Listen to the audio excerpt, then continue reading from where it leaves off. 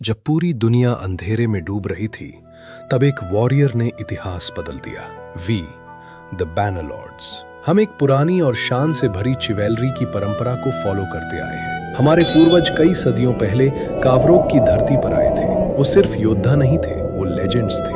उन्होंने अपनी तलवारों और अपने खून के दम पर इस खूबसूरत धरती को उन अपवित्र दरिंदों से आजाद करवाया था जो इस जमीन पर अपना हक जताते थे। उनकी हिम्मत और उनकी स्टील की तलवारों ने महान शहरों को जन्म दिया। कुछ समय तक किस्मत उनके साथ थी।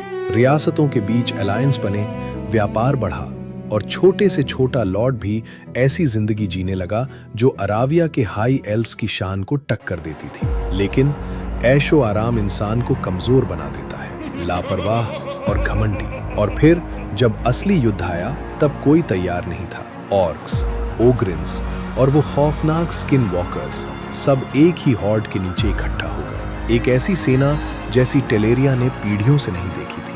वो अंधेरे दलदलों और श्रापित गुफाओं से निकले और फिर उन्होंने जलाया, उन्होंने मारा, उन्होंने सब कुछ लूट लिया। उनके लिए कोई फर्क नहीं था, चाहे कोई लॉर्ड हो या एक गरीब किसान।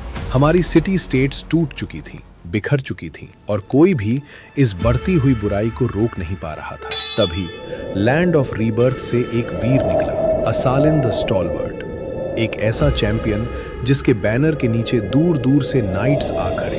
ऐसे मर्द और औरतें जो अपनी लालच, अपनी दुश्मनी सब कुछ छोड़कर आए थे, एक ही मकसद के लिए, एक ही दुश्मन के खिलाफ। और फिर साथ मिलकर उन्होंने उस जंगली हॉर्ड का सामना किया। साथ मिलकर उन्होंने battle of the crimson plains में उसकी रीढ़ तोड़ दी और उस जीत के बाद सब असालिन के सामने घुटनों पर झुक गए। उसे अपना राजा माना, बहादुर और सम्मानित लोगों में सबसे पहला। एक ऐसा राजा जो वीरता और सम्मान की जीती जागती मिसाल था। और तब से हमारे राजा और रानियां असालिन के रास्ते पर चलने की कोशिश करते आए हैं, वही रास्ता जिस पर हमें भी चलना होगा। आज उसके वंशज केरोक कैसल से हम पर शासन करते हैं और हम उनके बैनर लॉर्ड्स हैं। हम ही हैं जो राज्य और ताज की रक्षा करते हैं। और जब राजा युद्ध का आदेश देता है, तब हम उठ खड़े होते हैं, बिल्कुल वैसे ही जैसे पुराने समय के नाइट्स उठा करते थे।